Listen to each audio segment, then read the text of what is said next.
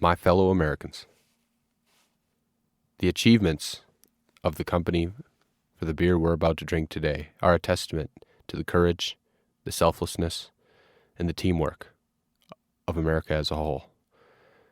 At a time when too many of our institutions has let us down, this company exceeds all expectations. This company is not consumed with personal ambition and does not obsess over differences of others. This company focuses on the mission at hand, and that is to get America drunk on the 4th of July weekend. For today, Cold Cans reviews the king of beers, Budweiser.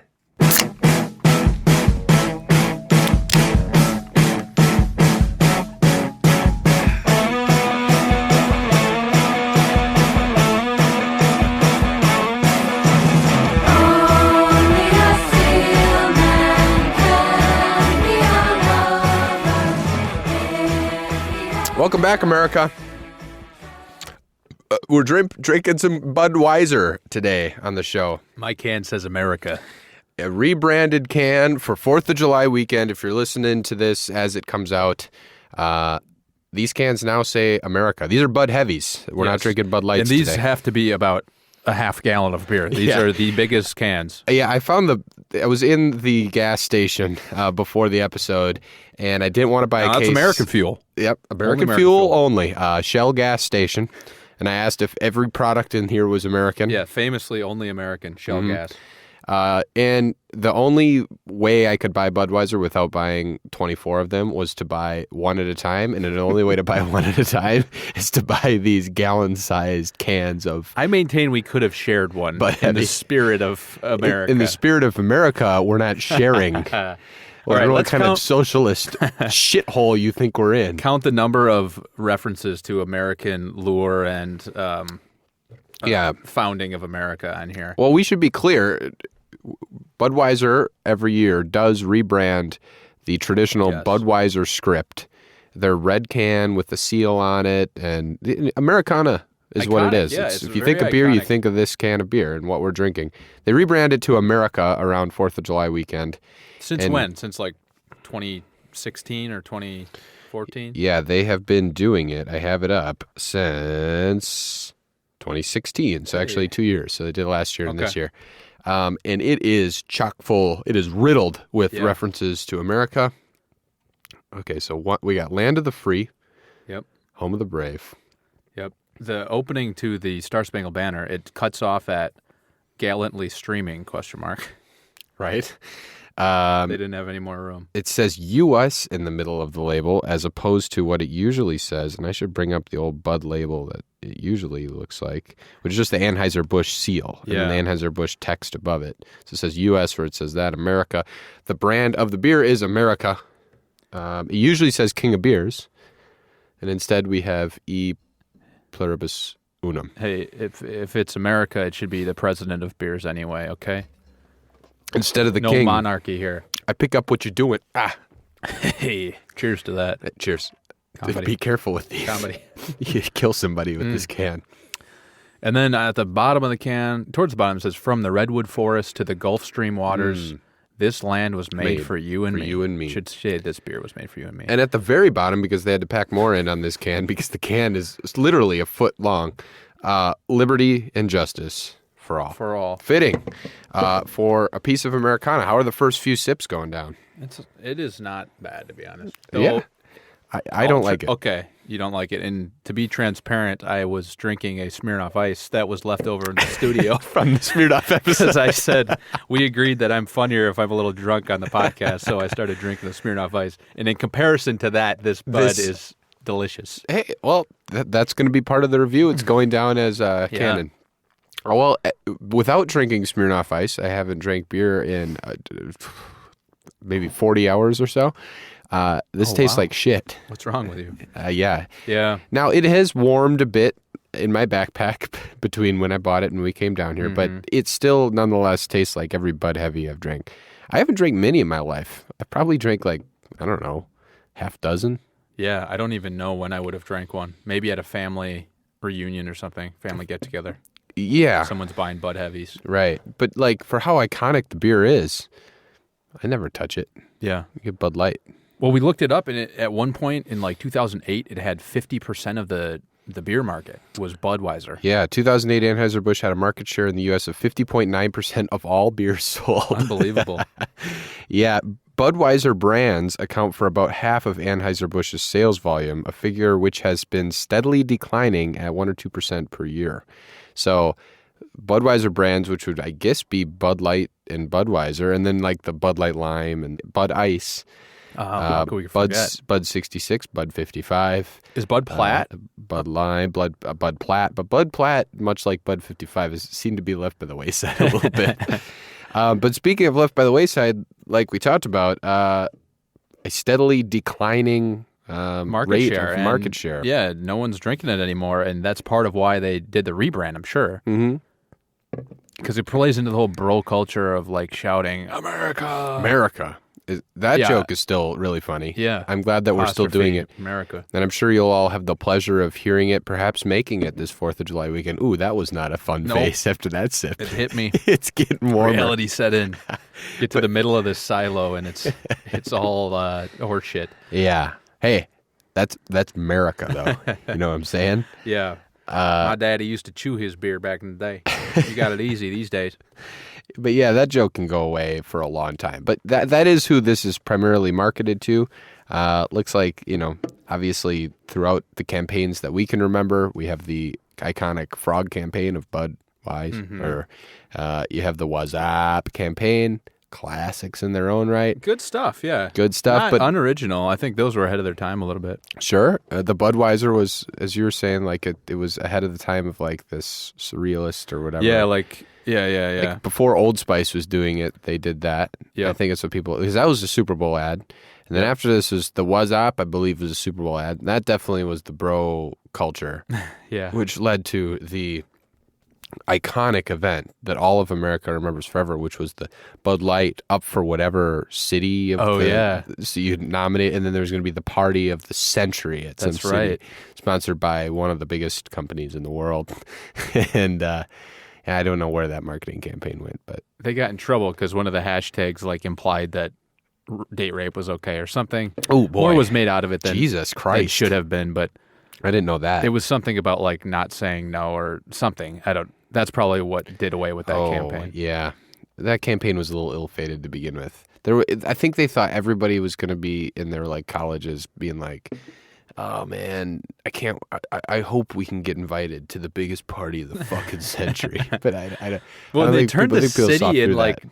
Colorado into this like party town thing. Right. I think that actually happened. So they were going to hide which city it was, and they revealed which city it was, and it was transformed into a party town. Oh, I don't know where that went. But the whole ad campaign alone, they're spending so much money on that stuff. So Anheuser-Busch advertises Budweiser brand heavily. In 2012, it spent $449 million. Spent $500 million in advertising. And we've talked about this on the show. These beers, why they're such an iconic classic beer is because of that. People don't enjoy these fucking beers, and people aren't buying these fucking beers. Yeah, it's totally manufactured it's just image. Fed down your throat. Yeah. Because, this beer is terrible. I know we say that a lot on this show. We find ourselves going, this beer is fucking awful. But this is one where I can't really lie to myself. Sometimes by the end of it, I come around and I'm like, you know what, that Molson Canadian wasn't so bad. But no, this is fucking terrible. Does Beer Advocate enjoy this beer? Let's take a look at beeradvocate.com, Joe. I'm just glad you brought it up. We're going back down into the awful territory here. Yeah, another awful beer. The number is 58, which I believe Bud Light was 48 in comparison. So this is a step up. So because it's not watered down, they're it's okay 5% ABV. The notes and commercial description, brewed using a blend of imported and classic American aroma hops and a blend of barley malts and rice. Budweiser is brewed with time-honored methods, including crucining or something. Crucifixion. No, something, I don't know. Honorary crucifixion at the beginning of every year. KRAEUSENING. For natural carbonation and beechwood aging, which results in an unparalleled balance and character. You cannot find a parallel to this beer. It's unparalleled. Unparalleled beer. It's the lowest rung of the ladder, but nothing is parallel to it. Everything's above it. Everything is above it. At a slight angle. but, but Yeah. you know, keep going. Keep going. Parallel. Parallel doesn't just mean like in the same spot. It means like, Oh, sure. So if everything was above it, then it would still be parallel. It's paralleled. I But don't know how everything's- it becomes unparalleled. When it's Everything- totally askew. It's that unique of a beer. Yeah, totally unparalleled. This is totally unique. I know we've talked about a lot how bad all of the beer is that we've been drinking, but is this the first generic bad heavy version of a beer that we've had? This has a little bit of Rolling Rock in it for me. Really? Yeah. We both took a sip at the same time. We had to make sure my claim was there.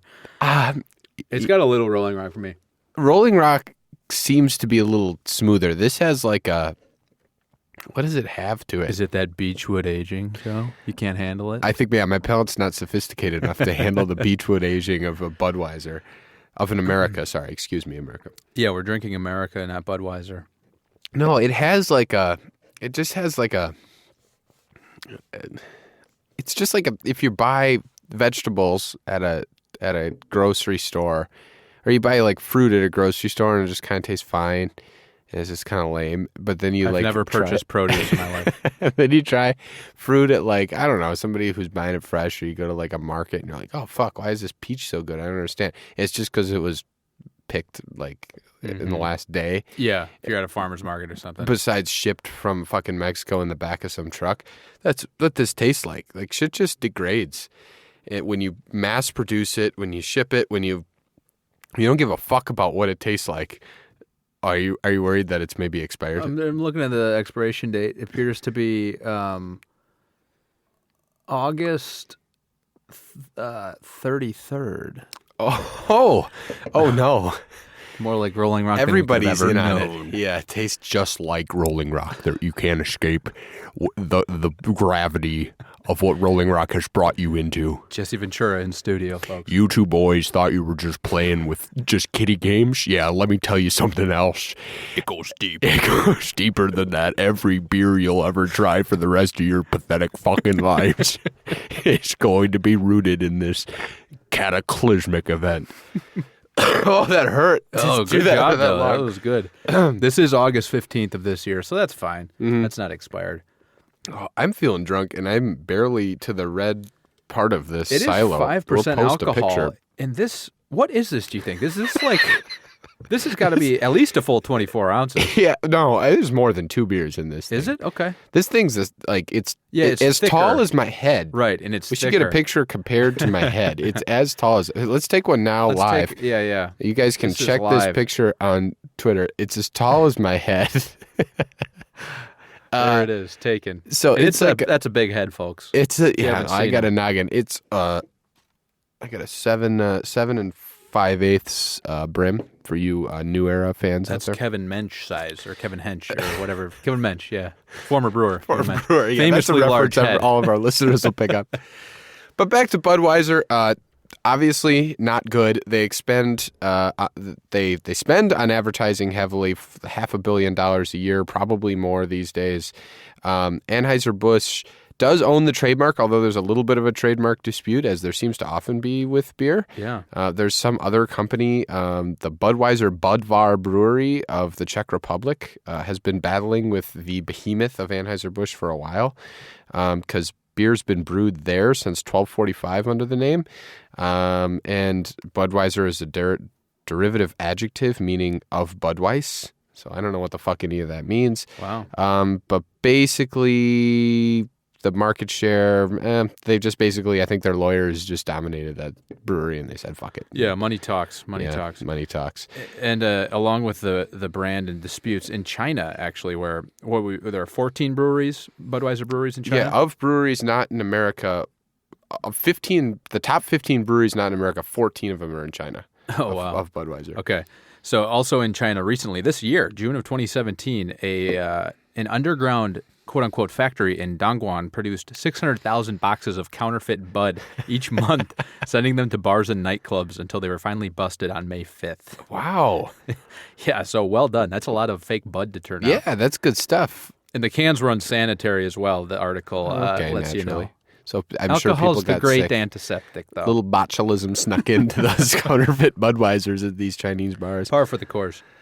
So in 2010, so Bud Light basically, in the vein of the advertising, they are also heavily affiliated with sports. I think that's why most sports fans, again, I think that's how you ingrain the fathers of America, which then ingrain the beer of America, and Budweisers get put in fridges, not because people like it, but because they see it. They paid a 6-year licensing agreement, which will be up next year, to the NFL, Budweiser, and it was $1 billion. Budweiser also pays $20 million annually for MLB licensing rights. So they have advertised heavily in motorsports, going with the America 4th of July festivities. They are the official beer of NASCAR. So, yeah. Why wouldn't you have a sport that involves operating a motor vehicle be heavily sponsored by an alcohol? Get behind the wheel and go as fast, go 200 miles an hour. Hold on, what am I seeing you do across the table? I needed a from palate me? cleanser. You set the Budweiser down, you popped a headphone off, and you reached out and grabbed the Smirnoff Ice to rinse your tongue. Palate cleanser. You're not going to feel well in 15 minutes. I feel like cold sweats coming onto me right now. I don't know if I've caught whatever it is you have from your Italian adventure, that foreign bug, or if that Smirnoff is doing bad things to my body. You're just drinking, maybe you're catching botulism. Maybe we bought a knockoff branded can of the fake ones. Budweiser. China really got us this time, I'll tell you what. It tastes like, if this is what botulism tastes like, I think it's right. If you thought the global warming hoax was bad, this fake Bud stuff is even worse. Let me tell you something else. If you thought global warming was real or bad. So, as we talked about earlier, Budweiser, while being iconic, is sold less and less and less. People are becoming interested in other beers. I think the craft beer revolution is it's changing either like, that. It's like either direction. It's the heavier like craft beers, or it's like ultra light beers. Right. Like Michelob Ultra. Because why even fuck Bud around 55. with this? Exactly. Yeah. And I think that is, in the spirit of 4th of July, an American thing. I know I've talked with people, we've had Canadians early on the show who say like they don't understand America's infatuation with light beer, because when they drink like, in college, they'll drink like Budweiser or fucking Molson Canadian, stuff like that. But it's always this like heavy-ish beer, like a 5% alcohol, but like rich with calories and I guess a little more flavor, to be honest. Like, I think they think it's foolish to kind of dull down your beer. If you're going to do it. So they don't glamorize being slender as much in I Canada? guess not. Or they don't glamorize drinking 15 of these in a night and potentially. I don't know. And the Canadians, I'm sure. Oh, they probably do. Would beg to differ. Yeah. In any case, people are buying it less. So in an attempt to re-stimulate interest in their beer, Budweiser has gone throughout their corporate life cycle and made changes. Very recently, they made a branding change to Bud Light, where they basically made the font and everything big and bold and blue. Yeah, that's right. They simplified it. They've made a couple of branding changes to Budweiser, but it's always more subtle. So they've taken the label and made it like bigger and bolder. Even on these American cans, you can see that the label is like takes up the whole. The seal takes up basically the whole can, whereas before the seal, everything was kind of condensed and it read like a scroll. But this dates back, this practice of kind of rebranding to stay relevant. So instead of improving their beer, they've done various like sleights of hand to stay relevant. It's this like has gone Budweiser back. got a new haircut, trying to make themselves a better person. They lip-stick the pig, and they've been doing it since 1876, where they've been changing their logo and changing the text in their coat of arms. In 1936, they began canning their beer, which was a new packaging revolution, actually. Wow. So they were, I don't know if the first to do it, but they were kind of credited with it, according to day drinking easier than ever. Right. But this was because people were less interested in drinking it. So they put it in cans and they said, here, now drink this shit. And people were like, fine, it's okay. more convenient now. But now if I can save time and money, then I'll do it. But yeah, various design changes, market conditions have forced that. But, you know, it continues to this day to be a dominant force. And again, an iconic brand in American beer. Certainly. I mean, this can is not ugly to look at. Like the font is pretty, and just the color scheme, obviously, red, white, and blue, and silver, platinum, whatever, is nice. I may have found some insight on the size of this can, by the way. I'm reading here that Budweiser is distributed in four large container volumes: half-barrel kegs, quarter-barrel kegs, 6-barrel kegs, and 5.2 U.S. gallons, or quote-unquote beer balls, And they also produce a variety of cans and bottles ranging from 7 to 40 U.S. fluid ounces. So You think if I had this to is a guess, 40? This is a 40. Yeah, this felt about the weight of a Colt 45. Okay. Yeah, so we're Someone drinking might 40 ounces of Bud might Heavy. tell us otherwise, but there's no labeling on here. That's scary. Yeah, these are the knockoff cans. There's It doesn't tell you how much is in it. You just have to guess. After a certain threshold, they legally feel like it'd be irresponsible. Oh to no, tell it you does. how much It says is. 25 fluid ounces. Okay, you got to read the fine print. 25 fluid ounces. Oh, just over 2 beers. Maybe it feels so much more because of how fucking terrible it is and how hard it is to get through. Yeah. I mean, even mixing this in with my delightful Smirnoff Ice, it's taking I don't know me what the hell a you while were to get thinking, through. but hey, it's 4th of July. You have It's to time celebrate. to let loose. Fireworks, blowing off fingers. It's mixing Buds and Smirnoff Ice. So we're kind of moving into the territory of what the beer is made out of because I'm scrolling down the Wikipedia page and that's the territory that I see. Cool Cans, your expert source for Wikipedia information. So their brewing process that you touched on earlier, it has no interesting facts whatsoever to it. But what is interesting is that on the Wikipedia page, what is very clearly a sentence added by somebody working at Budweiser. So they're kind of going through with like how it's all brewed and in more technical terms by placing the beechwood chips at the bottom of the tank, the yeast remains in the suspension longer, blah, blah, blah, stuff like that. And then the next sentence is, some drinkers prefer the lightness of beers like Budweiser and consume it as a refreshment or for its inebriating effects. That's just in the middle of a description of the beer. Oh, finding a way to like word something so it can't be disputed. Yes. Some find. Some find this beer's pretty good. And then Why don't you give it a try? Yeah. If you've heard of us, why not try it? The next sentence then is several beer writers consider it to be bland. So I feel like that was edited. Somebody added it, and this was edited down to, a couple of people said once that it was bland. That's all the knock that it was. Even Adolphus Busch disliked the beer he marketed in the U.S. Oh, God. Based on sales alone, it became, nonetheless, the second most popular American brewed pale ale among North American beer consumers very quickly, and I think now it's the most popular. Budweiser and Bud Light are sometimes advertised as vegan beers, in that their ingredients and conditioning do not use animal byproducts. What beer does? Yeah, I don't know. Because, this is like a rice beer, I believe, right? Right. So if it's not used with like fertilizer from animals, I guess you could say it's not, maybe hops generally are. Maybe they feel like advertising that, even if it's bullshit, would go against who they normally market towards. Yeah, looking for more customers, people looking for vegan things. I would have never noticed that unless I read it on Wikipedia that it's marketed as a vegan beer. I've never seen that. Maybe it's just in spaces where vegans look for guidance on what to eat or drink. That Bud paid to be a part of that. Because when you're watching the $1 billion ad run in the NFL, they don't mention how it could be potentially a vegan beer. No, I've never heard that. Yeah. So then I think we get back to, at the end of the Wikipedia page, the temporary America labeling. So as we touched on, in 2016, the Alcohol and Tobacco Tax and Trade Bureau approved the new Budweiser labels to be used on 12-ounce cans and bottles from May 23rd until the November elections. So can't be associated with our electoral process. Meddling? Potentially. But apparently that's expanded because these are not 12-ounce cans and we still have the America label. Yep. But yeah, changing the name Budweiser to America was greenlit, even though it's obviously not the brand name. And it continues that the parent company is based in Belgium after InBev bought out Anheuser-Busch. And as Wikipedia says, a fact which resulted in objections on Twitter. I can't believe it. Yeah. Retweet. I don't think so, bud. So here we sit, drinking a Bud Heavy. God, it's not good. America, filled with American logos.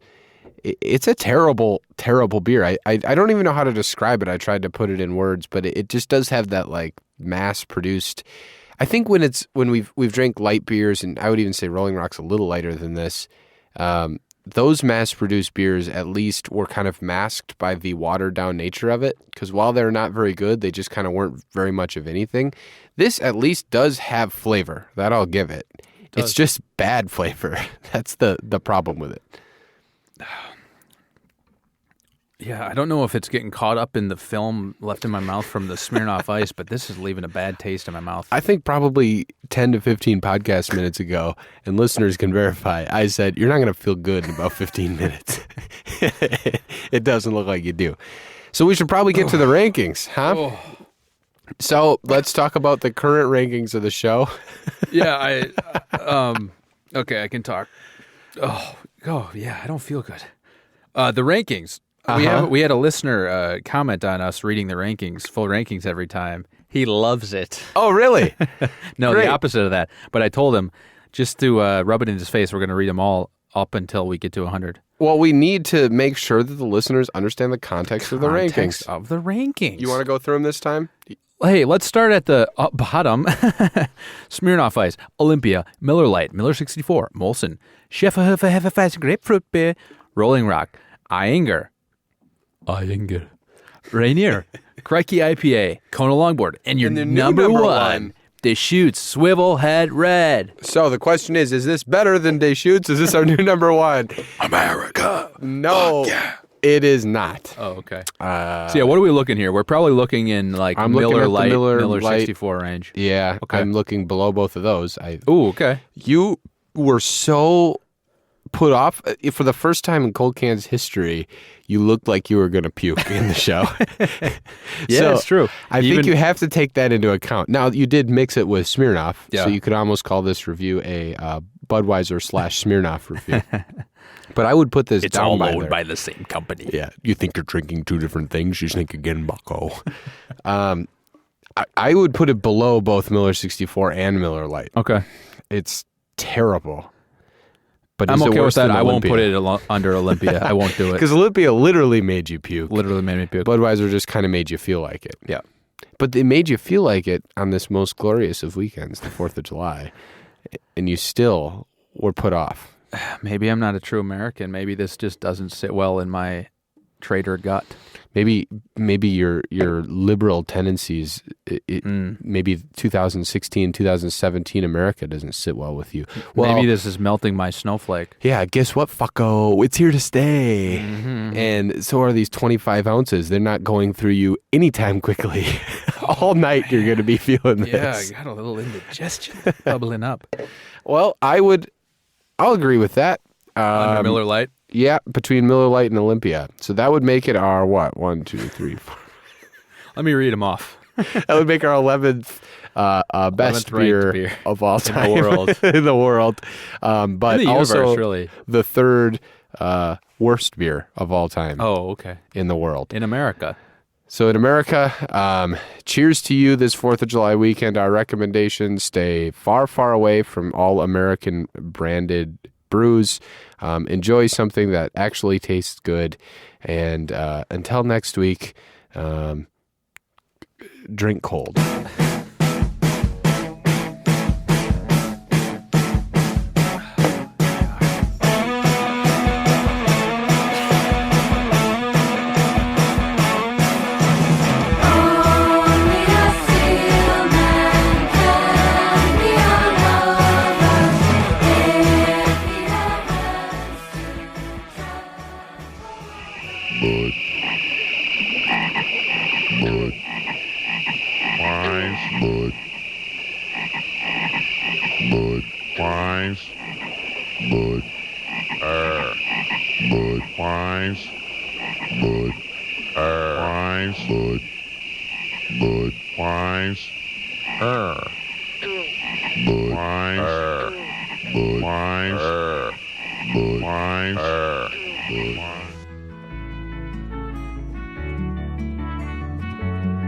The Cold Cans podcast is recorded in the Overcast Room at Cloud Studios in Seattle, Washington. Visit cloudstudiosseattle.com